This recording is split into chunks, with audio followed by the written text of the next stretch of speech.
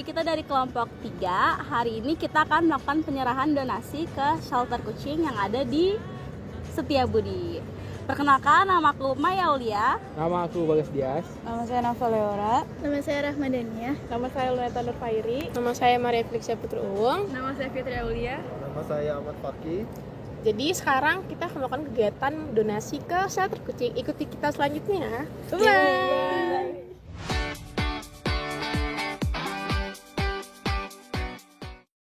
Jadi aku mau ngasih beberapa pertanyaan aja sih seputar shelter. Kalau dari aku pertanyaannya, awal mula terbentuknya shelter itu gimana sih ceritanya, Tante? Awalnya sebenarnya pada waktu pandemi ya, waktu masa pandemi itu kan kita lockdown ya.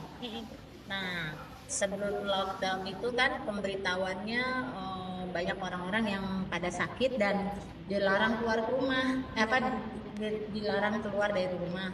Nah, sementara kita juga jarang ya keluar dari rumah atau dari apartemen, terus kita pas keluar tuh lihat kok kucing-kucing banyak sekali gitu.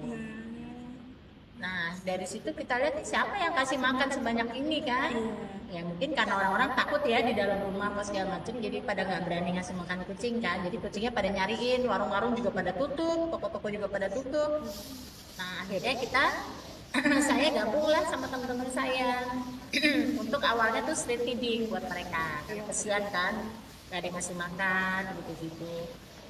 Akhirnya teman-teman saya mau. Nah, kita akhirnya rame-rame, akhirnya kita sepakat untuk bukan hanya kasih makan mereka, tetapi kita rescue mereka juga. Akhirnya kita bentuklah komunitas ini. Berarti itu sekitar 2020 ya? Atau Awalnya ya, nggak sebenarnya sih kita udah dari 2018, cuman ngebentuk komunitas Jakarta Cat Lovers-nya tuh di tahun 2020. Oh iya. Berarti kalau yang ini salah satu teman Tante juga? Iya, members kita ya. Mau nanya apa lagi? Kalau kendala selama mengurus shelter ini apa aja? Kendalanya sih sebenarnya banyak ya. Terutama untuk ngadepin orang-orang yang nggak suka kucing. Iya, benar.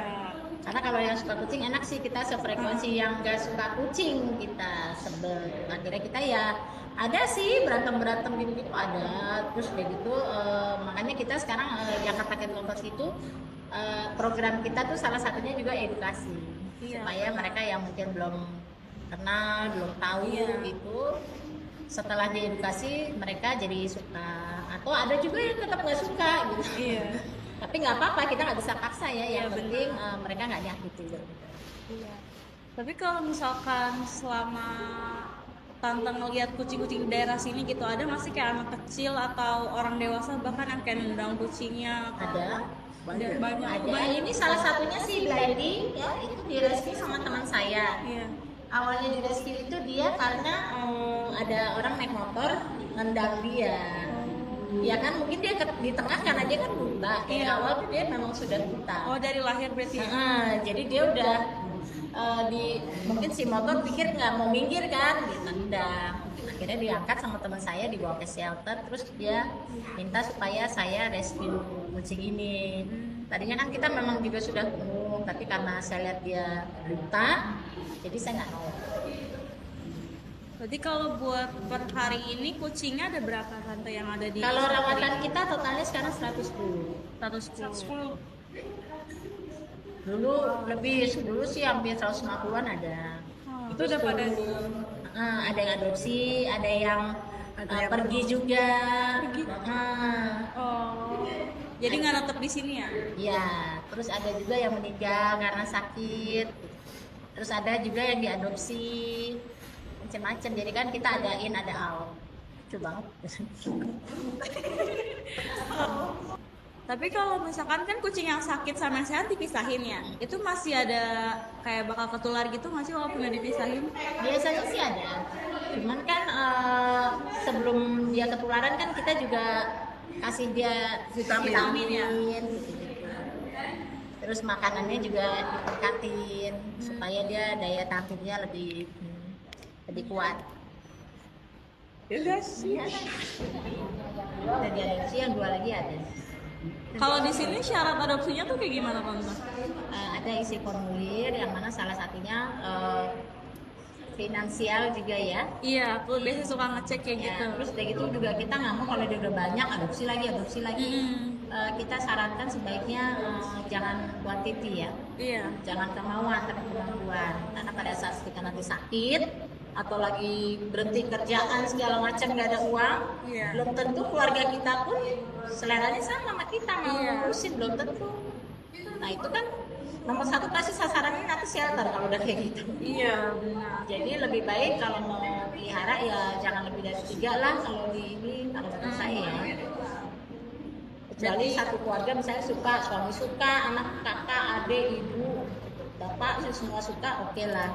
Kan enggak, belum tentu loh. Kayak saya aja juga kan, ibu saya gitu-gitu kan nggak suka.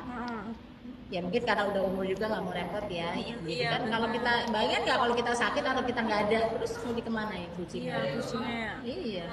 Tapi pernah jenuh gitu nggak sih selama ngurus shelter kayak, aduh, Jenuh sih enggak, cuman keok gara-gara keuangan. iya itu ya salah banget ya. Kali kalau misalnya kita lagi ada keterbatasan keuangan ya kita stop dulu untuk rescue terutama. Iya. Jadi yang ada dulu kita maintain. Tapi biasanya kalau kayak gitu tante open donasi lewat Instagram atau gimana kalau misalkan mau nge-rescue kucing? Sebenarnya sih kalau rescue-nya nggak terlalu gawat sih nggak apa-apa ya, karena kita artinya kita merescue, artinya kita udah siap untuk menanggung biayanya. Kita udah memperkirakan lah gitu. Jadi kita nggak mau rescue dulu baru cari dananya, kita nggak mau. Karena kan ya kalau kita mau open donasi sih oke. Iya. Kan selalu ada tercantum ya, nggak harus ada case kita baru minta donasi gitu, tidak tercantum. Jadi kalau resiko soalnya kalau kita udah ambil kucingnya terus kita nggak dapet donasinya gimana? Iya. Mesti kita lepaskan lagi. Jadi begitu kita ambil untuk rescue pasti kita sudah memikirkan untuk pengobatan.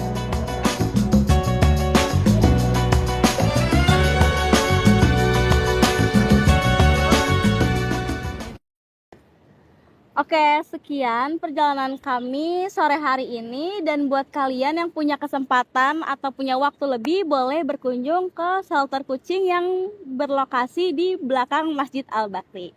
Sekian dari kelompok 3. Dadah.